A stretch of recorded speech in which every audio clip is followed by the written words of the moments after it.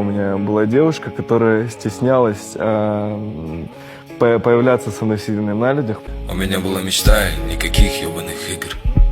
Я всего лишь хотел воплотить ее. И вообще денег у меня не особо, типа, и как бы не в деньгах счастье, но все равно. Дорогая, тебе не нужны такие отношения. Я не уверен, что ты сможешь обеспечить продолжение. Я люблю тебя так же сильно, но есть другие предложения.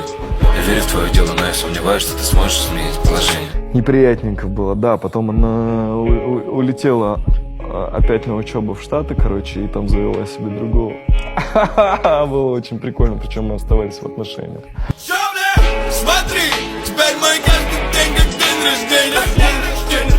Я все еще помню все твое презрение.